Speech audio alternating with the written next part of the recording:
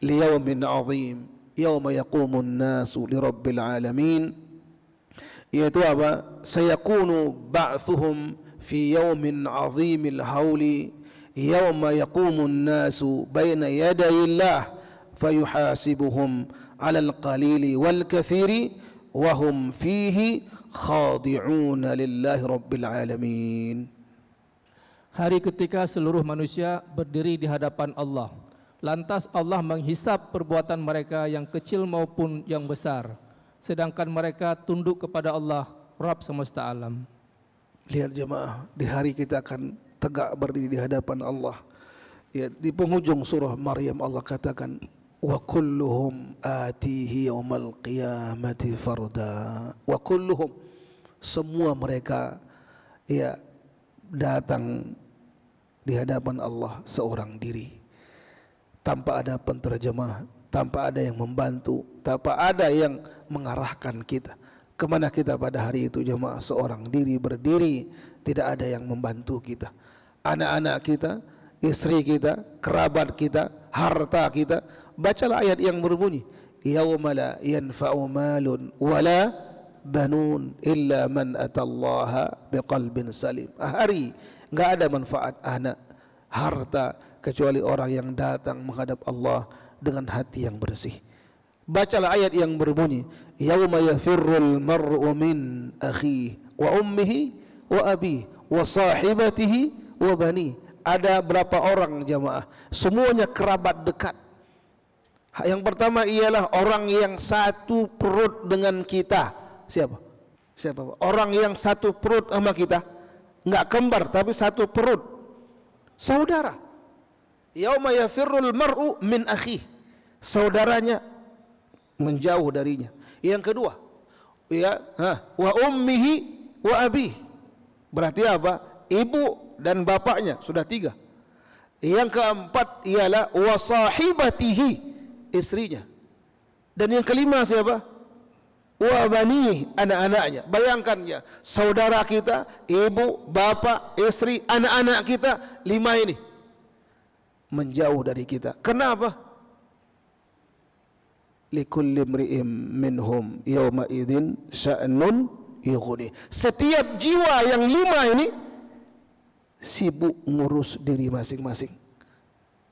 Seandainya dia telah selamat sampai di surga Allah, belum bisa memberikan bantuan. Paling ya Nabi kita yang mulia dan semua para al-anbiya'i war rasul, ketika sampai di surga Allah, ya mereka menunggu setiap umatnya di penghujung jembatan, dan setiap Nabi dan Rasul berdoa kepada Allah dengan satu doa.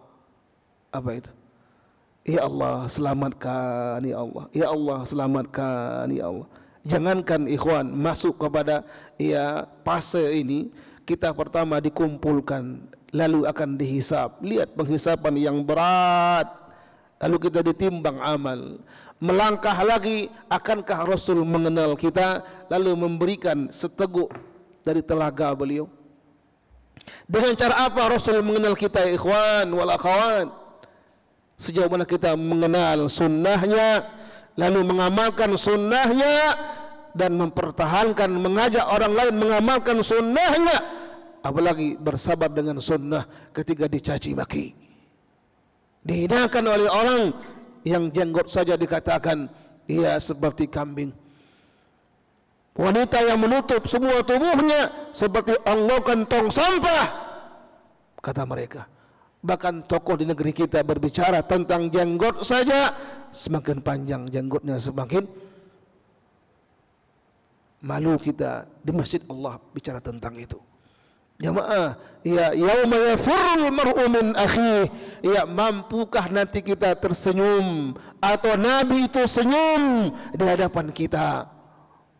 Dengan cara apa beliau mengenal kita? Mungkin kita yang kenal dengan beliau sallallahu alaihi wasallam, tapi beliau, jemaah, lalu kita memasuki fase yang belum akhir, melewati jembatan yang sangat amat mengerikan, yang Nabi katakan lebih tajam dari pedang, lebih halus daripada rambut, gelap gulita. Di sampingnya ada al-kalalibu wal khatatif, ada yang namanya pengkait kiri kanan yang super tajam, dan di bawahnya dipanggang dan telah menganga membara api neraka. Dan Nabi tidak menyebutkan berapa kilometer panjangnya. Lalu maknalahi ayat, pahamilah ayat, ihdinas siratal mustaqim. Siapa yang kokoh di muka bumi ini, betul-betul beramal ikhlas lillahi ta'ala, dan setiap apapun yang dia amalkan jangan pernah keluar dari sunnah Rasulullah sallallahu alaihi wasallam.